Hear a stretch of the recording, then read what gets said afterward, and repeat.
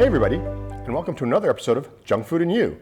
This is the podcast where I talk about sort of random candy things or sort of any candy things. Sometimes I interview people. It's just a sort of general place where I can talk about junk food and candy and stuff like that. So today I'm going to go over, this is going to be a series I'm going to do about common questions I get when I tell people that I review candy or that I'm the Candy Critic, or that when people sort of in the media sometimes ask me these questions when they interview me. And these are the questions I get almost every single time. I'll do two at a time in this series, and we'll just sort of see what happens. So the first question, the question I get all the time, like every single time I say, I review candy. First thing, what's your favorite candy? Which is like a logical question to ask somebody who reviews candy, because then they want to, they figure it's going to be something exotic or whatever. I have two responses to that question, always. The first response is the highest rated candy on Candy Critic is a British Kit Kat bar. Specifically British because the chocolate's a little nicer. And I always thought that the Kit Kat bar is sort of the perfect candy bar. It's got a well-balanced, like the wafer to chocolate ratio is good. It's kind of an original bar. Like I know there's a lot of copycats out there now, but like if you think about the fact that it made that sort of trend of the wafer fingers and covered in chocolate. And it's a really perfect blend. And somewhere in York, which is where they're invented, I've been there. Somebody came up with a really cool invention. And it's stuck around, and it's a great candy bar. And the British one to me is just, it's not only because it's where it's originated from, the quality of the chocolate in it is really good. So to me it's objectively, according to the reviewing process, the perfect candy bar. But really, my favorite candy is something new, something unique, something that I've never tried before, because I have had a million Snickers bars, even Kit Kat bars. I had a million of them, and it's just nice to have something that's like different, that like kind of blows me away in a good way, even in a bad way. Sometimes I'd rather have something that's totally unique but tastes kind of gross than have something that it's like, oh, okay, another one of these, and then I'm sort of bored with it, and not something not original. So originality is kind of fun, at least originality for my palate, because one of the things I've learned is traveling a lot. Sometimes something that's original for my palate isn't original for others, like it's a classic candy somewhere else. And so I've come across that a bit too, and that's really fun, because then it's sort of, I also get an idea of like when I'm visiting someplace, what the culture is like. So the other thing that people keep telling me, this isn't as much a question, is like, aren't you afraid that you'll run out of candies to review? And that goes back to the idea of cultures in candy, and that's something that I don't want to say it's like closed-minded, but when you think about that question, and you think about all the different places there are in this world and the different types of food people like everybody likes a sweet treat. And there's some kind of sweet treat or snack everywhere in the world. And a lot of them are very much catered to what the flavors are like. Like one example that sort of talks about that a little bit as a trend is in lots of parts of Asia, chocolate, it's popular, but it's not like the mainstay number one candy thing in a lot of cultures.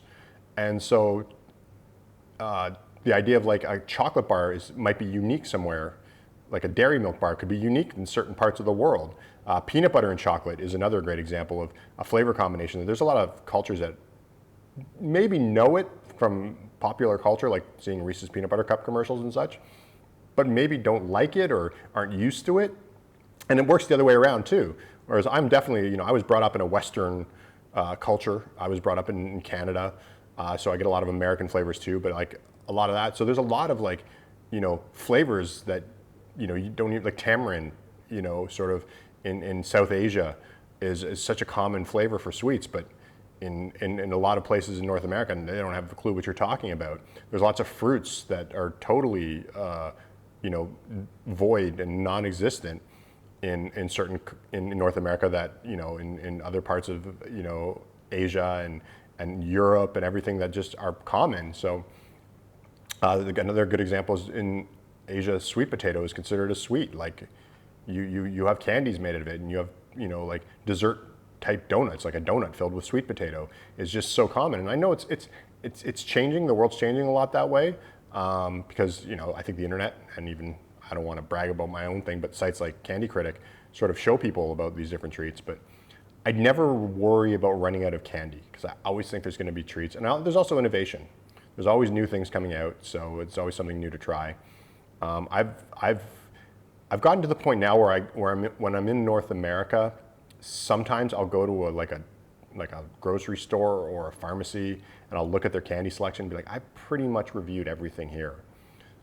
Sometimes I've gotten a little bit more detailed in my reviews. Like it used to be I'd have a Kit Kat bar, but now I have like a Kit Kat bar from Japan, a Kit Kat bar from Canada, a Kit Kat bar from the United States, a Kit Kat bar from, I think Singapore is another one where I have a Kit Kat bar. Like I have the same thing, and same with M&Ms, like M&Ms from UK, M&Ms from America, M&Ms from Canada. So they're made in different places. You can check the back of a candy package. You can actually see where they're manufactured. So I've gotten a little more detailed in that, so I can sort of say where's the best place to get a bag of M&Ms or a Kit Kat bar. As I said, the British Kit Kat bar is my favorite. So maybe that's another thing too, is I can sort of zoom in a little bit on things.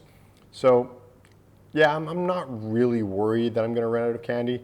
I have gotten to the point now again where certain countries like North America, US and Canada pretty much, not Mexico for sure, but US and Canada, your average candy counter probably reviewed everything on the shelf. But I do find stuff too. Like I find stuff that like I was like, wow, I've never actually reviewed that. I've eaten it, but I've never reviewed it. So that happens too. So, but yeah, in those counters, I'm pretty much, there's a lot of times the basics I've done.